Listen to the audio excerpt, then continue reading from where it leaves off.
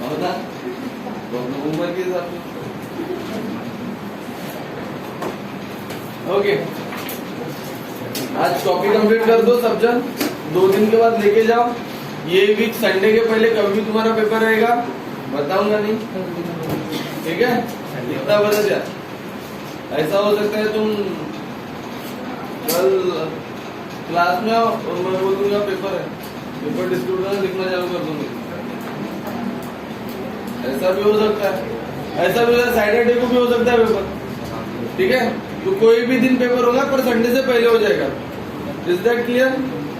Okay, अभी तुम लोग जो ना 1 2 3 4 5 6 जन और तू 7 और आधा अधूरा अगर दिखा मेरे को, बैंकिंग ऑफ रोड का डेफिनेशन है नहीं है और वहां पे डेरिवेशन है, फाड़ दूंगा मैं पूरा पेज। तो तुम लोग आज कंप्लीट करो। 6 मधला एक ही अपसेट राहिला, घरीच येतो तुमच्या मी, ठीक है? कंप्लीट करो, बैठो।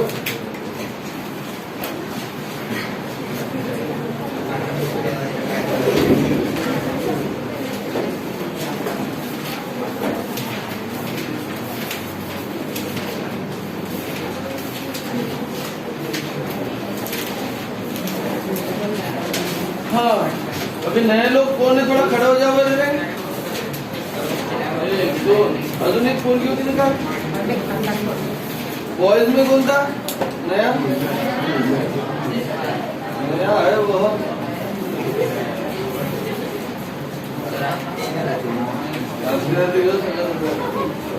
ओके, बैठो। हाँ सुनो, today we are going to start the new chapter, that is the mechanical properties of fluid.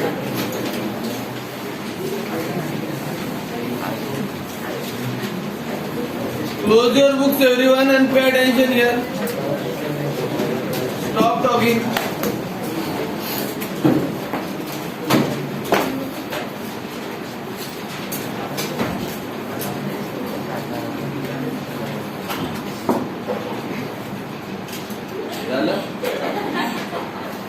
बाकी अभी दाम तो काही प्रॉब्लेम नाही आपला।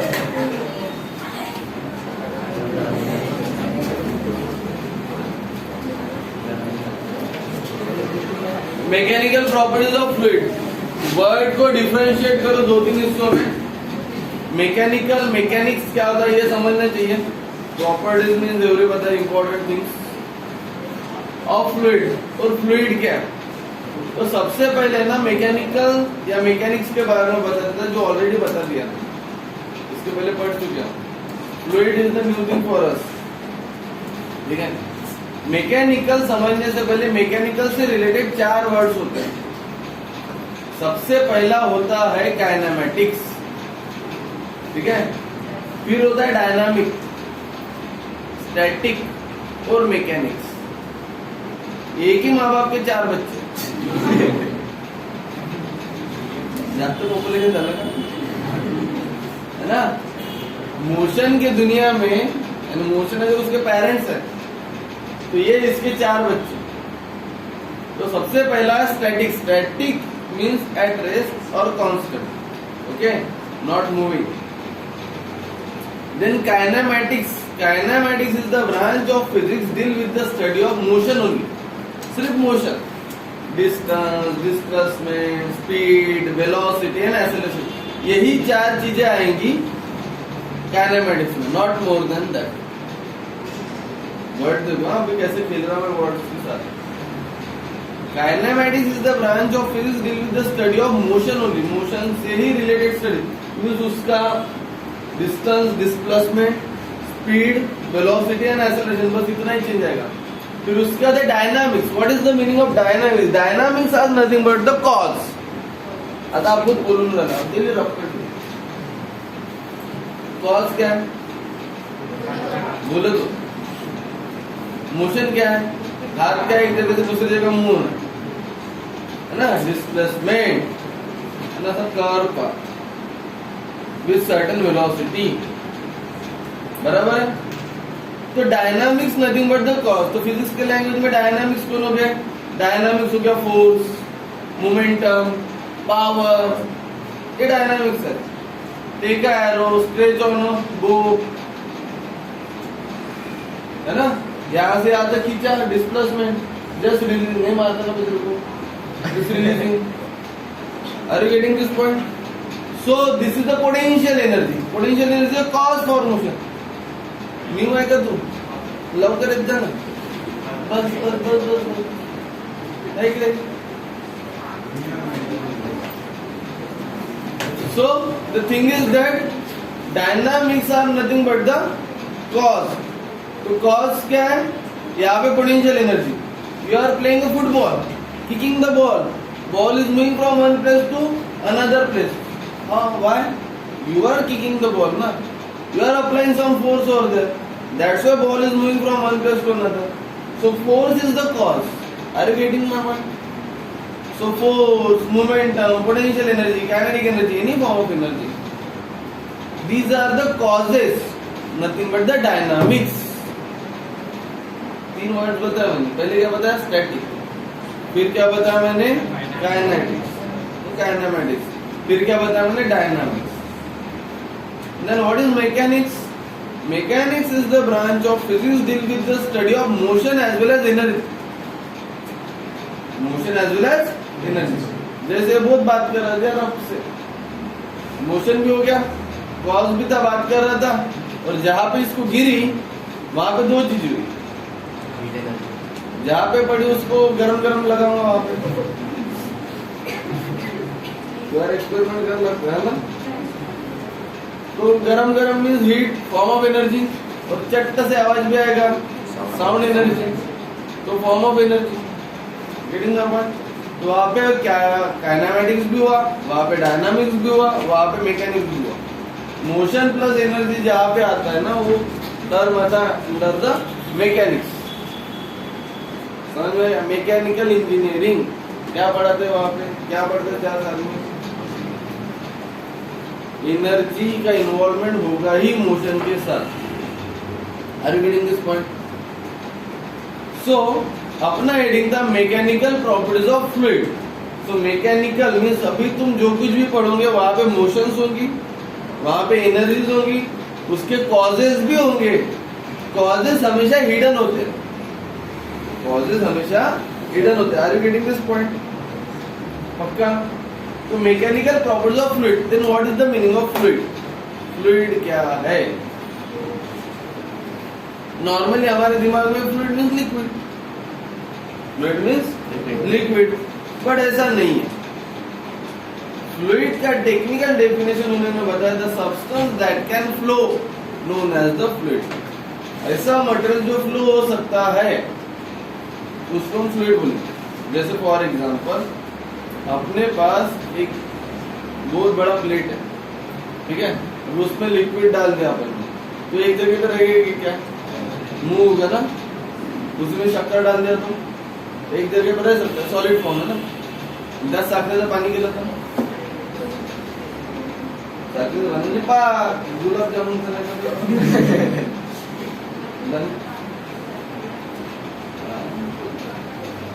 समझ गया? तो substance that can flow known as the fluid, ये फ्लूइड का डेफिनेशन। अभी ये टॉपिक क्यों आया, पहले इसके पीछे का रीजन दो। हमें ना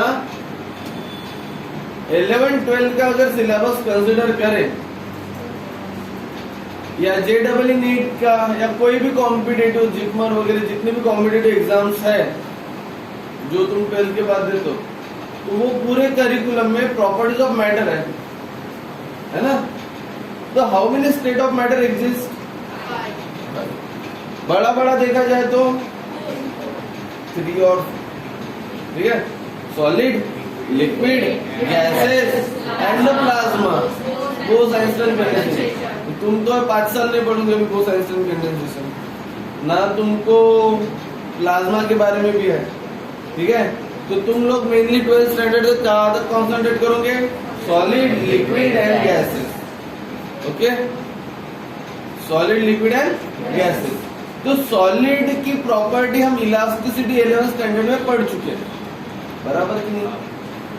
Once upon a time in COVID, you was in home, inside the bed sheet, just taking your mobile.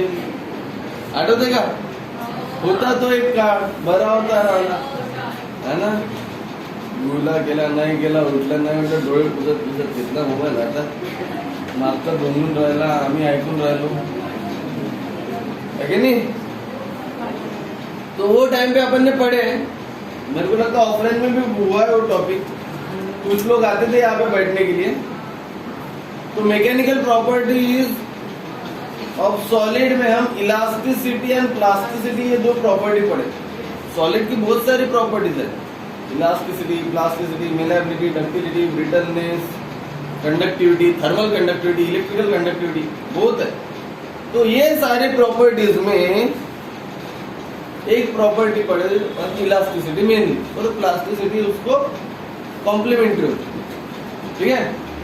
अभी सॉलिड को छोड़ के फिर लिक्विड में आते हैं. तो लिक्विड का फिर अपने को दो प्रॉपर्टी दिया है पढ़ने के लिए 12th में.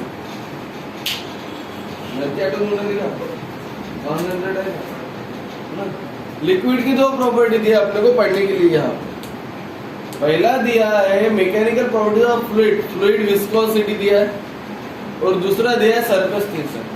तो जैसे तुम्हारा पहला चैप्टर था ना, दो हिस्सों में डिवाइड था, circular motion and rotational motion, जिसको कंबाइनिंगली हेडिंग किया था रोटेशनल डायनामिक्स. वैसे ही तुम्हारा जो सेकंड चैप्टर है मैकेनिकल प्रॉपर्टीज ऑफ फ्लूइड, ये दो हिस्सों में डिवाइड है. एक mechanical properties of fluid means viscosity वाला पोर्शन, और एक है सरफेस टेंशन वाला portion. According to old syllabus fluid पहले 11th में था,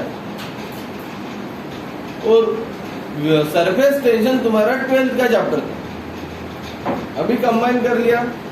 या are you getting this point? समझ में आ रहा? तो मैकेनिकल प्रॉपर्टीज ऑफ फ्लूइड में सबसे पहला टॉपिक स्टार्ट यही से होता है, व्हाट इज फ्लूइड. तो फ्लूइड का डेफिनेशन है the substance that can flow known as the fluid. ऐसा सब्सटेंस जो फ्लो हो सकते हैं. So gases are also known as the fluid. कितना अजीब लगता है बोला. असं वाटतं पाकिस्तान भारतीय आहे असं म्हटलं हर वाटतं.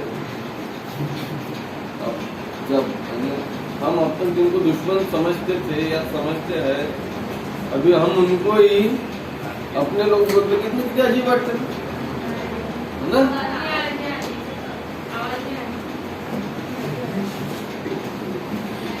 हेलीकॉप्टर झालं तुमचे. तो कहना ये था कि मैकेनिकल प्रॉपर्टीज ऑफ फ्लूइड अपने को पढ़ना है. तो फ्लूइड क्या है? The substance that can flow known as the fluid. Okay. तो उसकी कुछ प्रॉपर्टीज है. हम एग्जैक्ट फ्लूइड किसको बोलेंगे, फ्लूइड क्या प्रॉपर्टी शो करता है. तो सबसे पहला प्रॉपर्टी ये है, the intermolecular distance between two molecules are weaker than the solid but stronger than the gas. Fluid means क्या? तो जिनका इंटरमॉलिक्यूलर डिस्टेंस, इंटरमॉलिक्यूलर समझते ना, इंटरमॉलिक्यूलर डिस्टेंस सॉलिड से वीक है, इसलिए उसको जो कंटेनर में डालो वो वैसा शेप ऑक्यूपाई करता है. जिसका इंटरमॉलिक्यूलर फोर्स सॉलिड से कम है बट गैस से ज्यादा है. बट जब गैस उसके कैटेगरी में आ जाता है तो intermolecular force of fluid is weaker than solid. इतना ही बोले. Are you getting my point? So there are some properties. See, I am reading. No need to open your book. Just pay attention over here. An ideal fluid has the following properties. देखो दुनिया में कोई भी चीज ideal नहीं होती. ठीक है. तो आइडियल फ्लूइड भी तुमको कभी नहीं मिलेगा. पहला, it is incompressible. its density is constant. Incompressible मतलब समझते हो? कॉम्प्रेस ना, जैसे पानी को कॉम्प्रेस किया तो क्या होता है? बर्फ.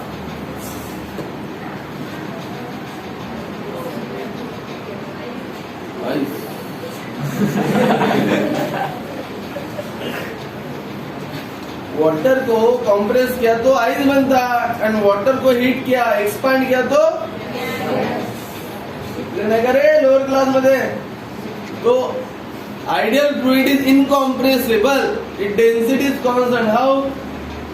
कोई भी लिक्विड ऐसा नहीं है जिसको तुम कॉम्प्रेस करो तो सॉलिड में कन्वर्ट नहीं होगा। There are some liquids, there are some material, जैसे कुछ मटेरियल है जो सॉलिड में है, जिसको तुम हीट करो तो लिक्विड नहीं होते, डायरेक्ट गैस में कन्वर्ट हो जाते। हटाओ का कापूर है ना, जिसको तुम हीट करो तो लिक्विड में कन्वर्ट नहीं होता, डायरेक्ट गैस में हो जाता है। तो ऐसे कुछ है, but we are not dealing with that material, we are considering the ideal material. तो आइडियल फ्लूइड ये बोलेगा कि it is incompressible and it density is constant. Incompressible ऐसा है नहीं, अगर हम उनको कॉम्प्रेस करेंगे तो सॉलिड में कन्वर्ट होगा ही। And density also change, density of water and density of ice is different. Ice is the solid form, the density is more. Water is in liquid form, the density is less. Are you getting this point? Is there any problem? So first point is for incompressibility. Then its flow is irrotational, its flow is smooth. There are no turbulence in the flow. अभी आजकल में वो पढ़ना अपने को topic, what is the turbulent flow, what is the streamline flow. उसका video भी है मेरे पास, मैं ग्रुप में भी डाल दूंगा। एंड मैं कितना भी बताऊंगा तुमको किसको स्ट्रीमलाइन फ्लो बोलते हैं, but you are not getting this thing. Okay, समझाने की कोशिश करता। स्ट्रीमलाइन फ्लो क्या होता है, टर्बुलेंट फ्लो क्या होता है। टर्बुलेंट मीन्स जैसा ओड़ा नाला बहता है ना, दबदबा है ना, दबदबा वाटरफॉल, जब पानी गिरता है, गिरने के बाद वो सामने बहता है, तो वो पानी बहता तो एक स्टेडी लाइन में जाता है क्या, ऐसा स्मूथ जाता है क्या? नहीं। स्मूथ जाता है क्या? नहीं। असं पानी उकळल्यासारखं खडखड खडखड खडखड करत जातं, माहिती है का? क्योंकि उसके नीचे का जो सरफेस है ना, वहां पे बहुत बड़े छोटे बड़े पत्थर होते हैं, तो पत्थर के कारण उसका जो फ्लो है ना, ऐसा एक स्टेडी लाइन नहीं होता है। Are you getting my point?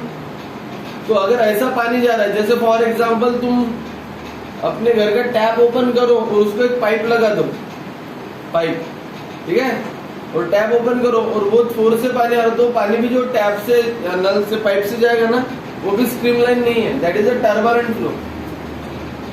उसका एक नंबर है, रेनॉल्ड्स नंबर करके, 2000 के ऊपर गया नंबर तो टर्बुलेंट फ्लो होता है। स्ट्रीमलाइन फ्लो में 1000 के नीचे का नंबर होना तो स्ट्रीमलाइन फ्लो होता है।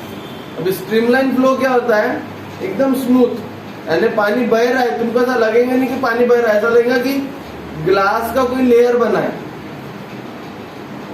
नहीं समझा? यानी समझ लो यहाँ से पानी ऊपर से नीचे आ रहा। मैं वीडियो डाल ही दूंगा आज, अगर मेरे ध्यान में नहीं रहा तो कोई मैसेज कर देना मेरे को, मैं डाल दूंगा वीडियो। जैसे पानी यहाँ से ऊपर से नीचे बह रहा है, ठीक है, ऊपर से पानी नीचे बह रहा है, तो अगर तुम देखोगे उसको तो तुमको दिखेगा नहीं, यानी लगेगा ही नहीं कि पानी नीचे आ रहा है, तुमको लगेगा कोई ग्लास का एक टुकड़ा लगा के रख दिया। But that is the different layer of liquid. The water is smoothly running over there, one layer to another, another to over, like this. तो पानी तो बह रहा है, बट द वेलोसिटी, और वी आर नॉट ऑब्जर्विंग और not getting how the water is running top to bottom or bottom to top, like this. The scenario is like this.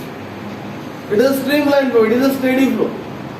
ऐसा भी नहीं बोल सकते एक आध नदी शांत बह रही है, that is a streamline flow. No, not at all. Only the one layer of liquid skidding over the another, that's it. एक लेयर दूसरे लेयर के ऊपर से स्किड हो रही है स्मूथली, बट तुम ऐसा देखोगे भी उनको तो लगेगा नहीं कि बह रहा है करके पानी। It is a glass-like structure. When you are disturbing the path, then you feel that oh, really water is running. Are you getting my point? समझता है क्या होता है? The streamline flow is a very steady flow in which each and every layer of the liquid having the same velocity. And in turbulent flow, we can't categorize the layer also. Turbulent में हम layer भी categorize नहीं करते, हो ही नहीं सकती, क्योंकि the flow is irrotational. समझ में आया क्या? स्ट्रीमलाइन में एक स्टेडी फ्लो में जाता है। स्ट्रीमलाइन फ्लो बहुत ही रेयर है, ये स्पेशली ग्लेशियर्स वगैरह है ना, वहां पे मिलेगा, जब ग्लेशियर मेल्ट होते हैं वो जगह पे, we can't maintain a flow, यानी तुम चाह के भी स्ट्रीमलाइन फ्लो नहीं बना सकते, इतना उसको हाई कॉन्सेंट्रेशन है ना, अरेंजमेंट उसको वैसा होना चाहिए, इतना कंट्रोल होना चाहिए फ्लो तुम्हारे हाथ में कि वो स्ट्रीमलाइन दिखे, but it is quite difficult. यानी ऐसा बोलूं मैं कि यहाँ से मैंने ग्लास का ऐसा स्लैब लगा दिया और मैं ऊपर से पानी डाल रहा, तो ये जो पानी जाएगा तो स्ट्रीमलाइन जाएगा नहीं, वो भी टर्बुलेंट हो जाएगा। मीन्स उसका बॉटम लेयर प्लेन रहना ही चाहिए, ऐसा भी नहीं है। It is a different condition of streamline. तुम गूगल यूट्यूब पे भी देख सकते हैं different images and video of streamline. तो तुम्हारे को है ना ऐसा आर्टिफिशियल सॉरी ऐसा कंप्यूटराइज इमेज बोलते ना अपन, विजुअल एनिमेशन बनाते वैसा दिखाएगा, बट नेचुरल जो स्ट्रीमलाइन का वीडियो है ना बहुत रेयर मिल जाएगा, बहुत ही रेयर, एक आध दो वीडियो मिल जाएंगे तो मिल जाएंगे। That's why I'm saying I have that video, I will share with you. Okay? So streamline की दूसरी प्रॉपर्टी है कि its flow is irrotational, its flow is smooth, there are no turbulence in the flow, that is not possible. तुम tap भी open करोगे वहां से पानी जाएगा, वो भी टर्बुलेंट ही रहेगा। Streamline flow you can't get easily. It is non viscous, there is no internal friction in the flow. The fluid has no viscosity. अभी विस्कोसिटी एक पूरा टॉपिक ही अपने को 2 दिन पढ़ना है। उन्होंने सिर्फ एक पॉइंट बताया, शॉर्ट में बता देता विस्कोसिटी। विस्कोसिटी मतलब चिकट, विस्कस बोलते ना, विस्कस चिकट। If I take 2-3 liquids, I have honey, water, then edible oil, okay, just take it and rub it, you feel some stickiness there, बराबर है ना। अगर तुम्हारे हाथ में पानी दे दिया और तुमने उसमें से रफ किया, तो you just feel something is sticky, but water is not that much sticky. वही पानी की जगह दूध लिया तो थोड़ा स्टिकी है वाटर से, वो मिल्क को छोड़ के एडिबल ऑयल लिया तो वो उससे ज्यादा स्टिकी है, हनी लिया तो वो उससे भी ज्यादा स्टिकी है, ग्रीस उससे भी ज्यादा है, ग्लिसरीन वगैरह उससे भी ज्यादा है। तो कहना ऐसा है कि each and every liquid having some viscosity, there are some viscousness, water is less viscous but zero viscosity ऐसा नहीं बोल सकता। तो आइडियल फ्लूइड में उन्होंने ये भी बोला है कि liquid should be non viscous, Vikas allow है ना। दुनिया में 70% पानी है, उसमें भी तुम नॉन विस्कस लाने के लिए बोल रहे हो, तो बहुत रेयर है। समझ में आया क्या? फिर वाटर के नीचे थोड़ा सा कम स्टिकी मटेरियल अगर देखना है तो फिर डीजल ऑयल और पेट्रोल, बराबर है। कहां से लाऊं? वो भी थोड़ा ना थोड़ा स्टिफनेस देता है। So non viscous liquid we can't get easily, नहीं है ऐसा ही बोल सकता मैं। नॉन विस्कस लिक्विड फिर तुमको लैब में बनाना ही पड़ेगा, उसका विस्कोसिटी रिमूव करना पड़ेगा, ठीक है। विस्कोसिटी बहुत इंपॉर्टेंट प्रॉपर्टी, बहुत ही ज्यादा इंपॉर्टेंट प्रॉपर्टी है। मोता साइंस के एक सर है नंदनवार सर, वो विस्कोसिटी के ऊपर काम करते हैं, कर रहे थे, अभी नहीं करते हो, उनका थोड़ा टॉपिक चेंज है। पता नहीं तुमको पता है क्या, ये कैनल रोड वगैरह है ना धरमपेट का, या बहुत से अपने भी एरिया में ते झाड आहे, करंजीचे झाडामध्ये त्याच्या बिया पडतात। करंजीचे झाड माहित आहे का? करंजा नाही लागत का? नाव आहे त्या झाडाचं। तो समर डेज में क्या होता है, वो पेड़ से ना फल गिरते हैं, बिया पड़ते त्यांच्या, ठीक है, पूर्ण वो खोलने का दूसरे से सीड्स निकलती है, तो सीड से ऑयल निकलता है, ठीक है। तो हमने क्या किया था, ये बात है मैं जब बीएससी फाइनल ईयर में था तब, तो हमने क्या किया था, 2-4 ऐसे अलग अलग जो सीड्स है ना, जो क्रॉप प्रोडक्शन से मिलते हैं या जंगल में बहुत से पेड़ से उनको सीड्स होते हैं, तो हमने ऐसे बहुत सारे सीड्स जमा किए थे, और सीड्स जमा करके उसके से क्रश करके उसमें से ऑयल एक्सट्रैक्ट किया था, और ऑयल एक्सट्रैक्ट करने के बाद उसका विस्कोसिटी कितना है वो लिक्विड का चेक किया था। फिर अपन गाड़ी में जो इंजन ऑयल डालते हैं ना, तो इंजन ऑयल भी स्टिकी होता है। तो इंजन ऑयल है तो अलग अलग इंजन ऑयल का विस्कोसिटी कितना है वो चेक किया था, ठीक है। तो अगर वो काम फिर आधा ही रह गया अभी भी, तो जो करंजी का पेड़ है ना जिससे वो सीड्स निकलते, उसका जो ऑयल है वो ऑयल का विस्कोसिटी अपने इंजन ऑयल जो है उसके विस्कोसिटी के लगभग आसपास। तो अपना इंजन ऑयल जब गाड़ी चलती है तो गर्म होती है ना, मेटल है वहां पे, तो हीट को मिनिमाइज करने के लिए और गाड़ी को स्मूथनेस देने के लिए लुब्रिकेंट जैसा काम करता है ऑयल। तो we can replace that engine oil with the help of this traditional oil. एक तो इजीली अवेलेबल है, एडिबल है नहीं है, करंजा झाडापासून जे बी भेटते ना वो एडिबल नहीं है, खाने का कोई काम का नहीं है, उसका कोई यूज नहीं है, सिर्फ वो प्लांटिंग के काम का है और ग्रीनरी है जो जंगल का साइज बढ़ाने के लिए प्लांट के लिए यूज होता है, उसका कोई यूज नहीं। तो ऐसे जो नॉन यूज सीड्स है, अगर तुम एक ऑयल बना सकते जो कि इंजन ऑयल का रिप्लेसमेंट हो सकता है, so it is quite innovative and good steps toward the engine oil production. सिर्फ प्रॉब्लम ये था कि जैसे ऑयल को गर्म करते तो वेपराइज हो जाता है ना, तो उसमें कुछ एक्स्ट्रा कंटेंट्स या उसमें क्या बोलते हैं उसको, कुछ मटेरियल डोपिंग करके उसका थिकनेस बढ़ा के वो ऑयल के जैसा वो ऑयल को बनाना था। तो उसके लिए भी मटेरियल साइंस के ऊपर स्टडी थी, तो करेंगे हम लोग, टाइम मिला तो कभी। अभी इस बात को बहुत साल हो गए, ठीक है। So these are the things, कहना है था कि बताना है थी, ऐसा नहीं कि ये टॉपिक बहुत छोटा है या कम इंटरेस्टिंग है। Viscosity, surface tension, these are very important topic for research point of view also. Viscosity is another important property. So in this chapter we are going to deal with the two more important property. One is the viscosity and another is the surface tension. Okay? So उसने बोला कि ideal fluid क्या होता है, non viscous, that is not possible. हर एक material का, हर एक लिक्विड का कुछ ना कुछ विस्कोसिटी है, जो कि वाटर है, वाटर का भी कुछ ना कुछ विस्कोसिटी है। हाँ, माना कि निग्लिजिबल है, कम है, but water is also viscous. Getting my point? ये हो गया उसका तीसरा पॉइंट।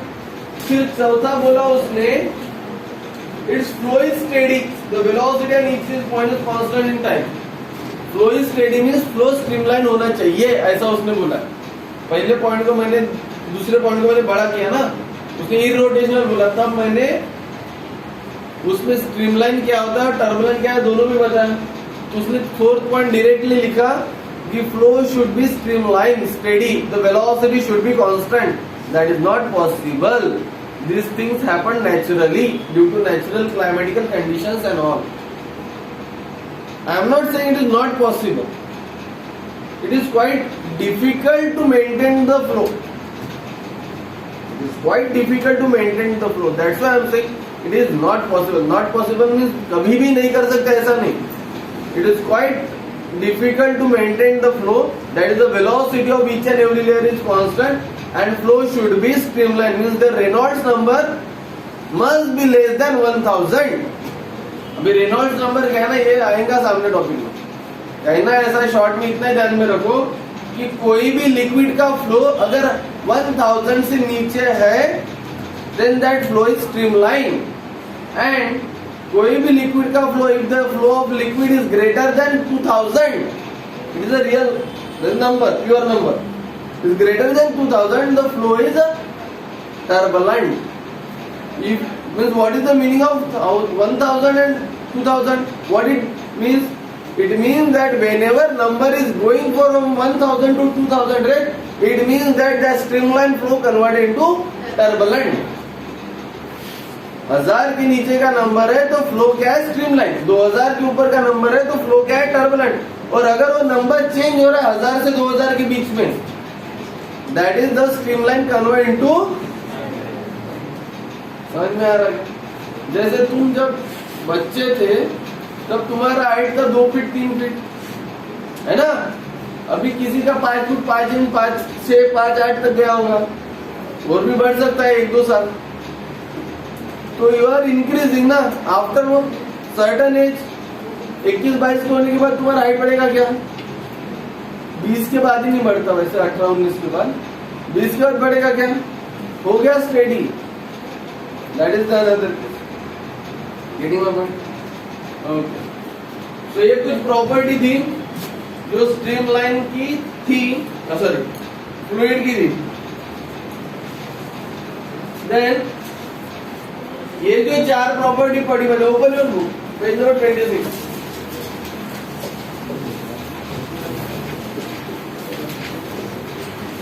वहां पे इंट्रोडक्शन है, पढ़ लेना। उसका फ्लूइड का डेफिनेशन है, any substance that can flow is fluid. Fluid is the substance that deform continuously under the action of external force. मैंने क्या बोला? डिफॉर्म होना मीन्स चेंज होना। फ्लूइड को गर्म करोगे तो गैस बनेगा, फ्लूइड को कॉम्प्रेस करोगे तो सॉलिड बनेगा। That is the deformation. तुमच्या एक कन्वर्टिंग मारले तर तुम्ही रडायला लागा, तुम्हाला जोक सांगितला तर तुम्ही हसायला लागा। चेंजेस है ना, वैसे लिक्विड का है। कॉम्प्रेस करोगे तो सॉलिड, हीट करोगे तो एब्रेज, तो formation is there, that is known as the deformation. Okay, then right hand side पे पेज नंबर 26 पे वहां पे जो पहला पैराग्राफ है वहां का last line, an ideal fluid has the following properties. दिख रहा है क्या? तो उसकी 4 प्रॉपर्टीज अभी गड़बड़ किया मैं, ठीक है। फिर उसके बाद पेज नंबर 27 2 अलग अलग क्वेश्चन बनते हैं। Right the properties of fluid, right the properties of ideal fluid. Okay, तो क्या पूछा है ना वो बराबर ध्यान देना। उसको पुढे अबे आणली नाही, घरी आहे का? घेतेच नाही हा?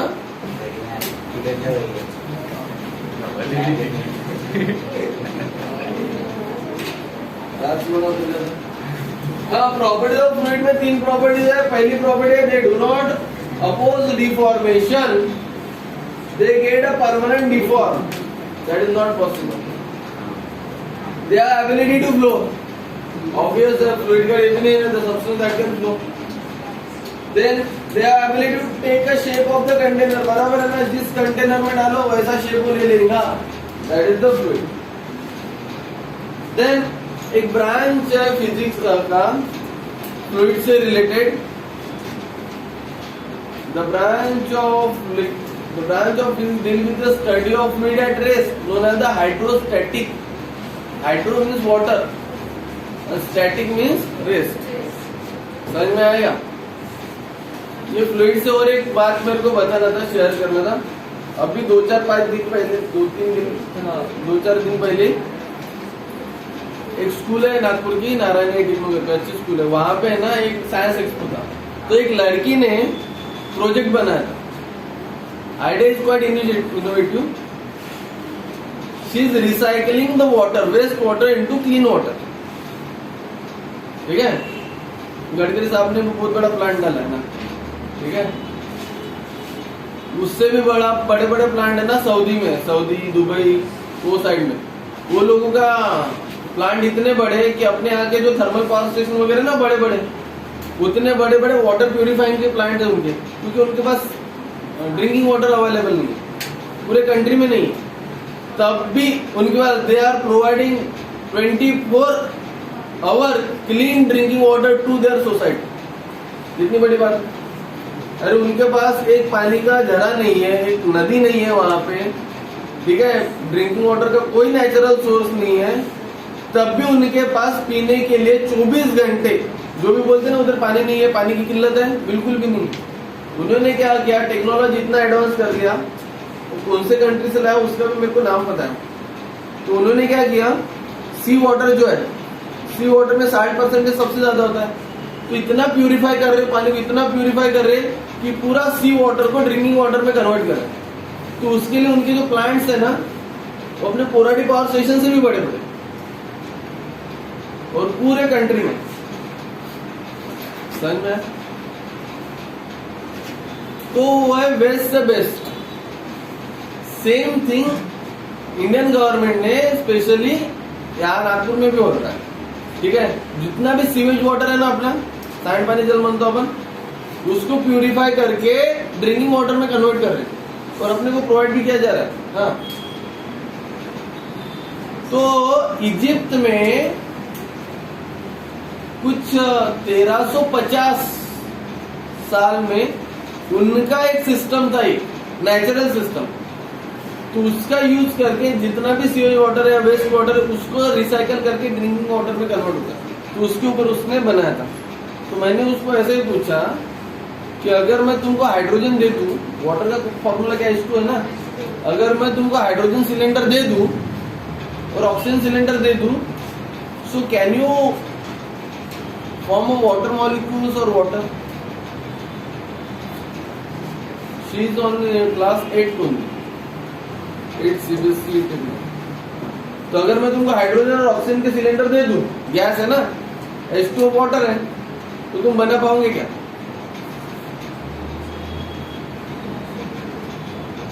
बना पाओगे क्या? सोचो। टास्क पॉइंट उसने फ्रैक्शन ऑफ सेकंड में आंसर किया, फ्रैक्शन ऑफ सेकंड। ओके, तो कल अपन लेंगे फ्लूइड एंड रेस का डेफिनेशन, अंडरलाइन कर लो। The branch of physics which deals with the properties of fluid at rest is called hydrostatic. कल प्रेशर वाला एक्सप्रेशन लेंगे वहां के सामने का।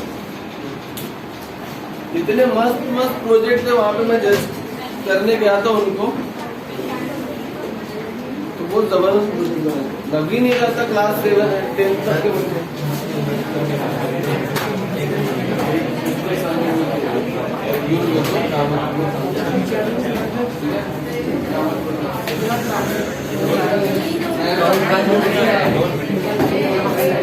तू अंदर जा, तेरे बाहर अरे एक काम कर ना, तू अंदर जा, तेरे बाहर